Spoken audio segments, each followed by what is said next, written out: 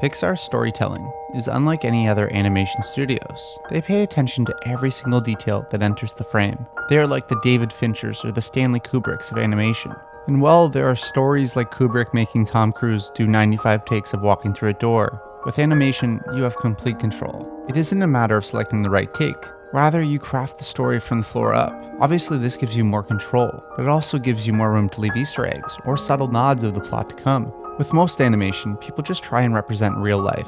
Pixar, however, gives every little detail purpose. The set, the design, and the location have as much to do with the story as the characters. And I feel like it's nowhere more apparent than in Pete Docter's Up. Now, Up does a wonderful job of setting up characters and storyline that we actually care about in less than 10 minutes. Ellie and Carl are fully formed characters by the end of this. They exchange little dialogue, but just so much happens. It's one of the best sequences in film of all time, in my opinion. Now, their story is heartbreaking, but very clear, and it's translated perfectly. But Pete Docter did something that was even a little bit more interesting with this. He painted the picture and the characters in the house that they live and we see them in. It's in that house that the story is hidden. Now, you probably noticed this before, but the character designs of Carl and Ellie are polar opposites. Carl being very square and rigid, and Ellie being more free-flowing and circular. It translates perfectly to their personalities as well, and applies wonderfully in their home. Carl's possessions follow his character design, and Ellie's follows hers, down to their chairs and even the cups of coffee that they drink. We see it everywhere throughout the house. And a nice little touch is that the house is actually triangular, a middle ground for their shared love. Now, this is a clever way to set dress their house with their possessions that kind of represent their characters, but the story and the set design actually goes much further than that.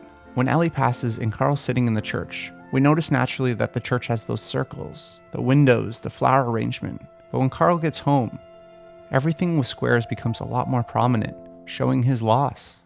And his life just slowly seems to be losing that circle. His bed sheets are now squared. The picture frames on the stairs barely have any circles at all. His house literally becomes surrounded in rigid squares closing in on him. And when we finally spark life back into Carl, and he has his own way, how do we do that? But we introduce circles with the colorful balloons. A nice callback to their time together, but really the infusion of her back in his life. And then with Russell, a character who's literally covered with circles, his character design, the badges he wears, even the logo on the flag, and even the net he carries. And if that wasn't enough, this metaphor perfectly concludes in one final shot. Those circular balloons lifting off his house. He's leaving his world behind, so we see the squares in the world below, in the farms. That structure, what he's been tied to, his rigidness. He's got a new world ahead of him. Even when we get to Paradise Falls, every character who is on his side, from Doug to Kevin, are free-flowing, while those who oppose him are angular and more squared. It's subtle, but it's an amazing way to have details and have the design tell the story. Wow. So what do you think of Up? Did you ever notice the circles in the squares? As always, thanking my patrons Adam Gray, Jeremy Jacobs, Jenny Edwards, Gabe Marchanda, Gunnar Legland, Colleen West, Marco Perry, Roland, Aidan McShane, Shalon Hudson, Kieran Hunt, George Conan, Brandon Warner, Sweevy, Alex Tao, Derek B. Bell, Jacob Wolf, Alexander Gardula, Lisa Hewer, and Rachel Kilker. Thank you for your support, guys, and I'll see you in the next video.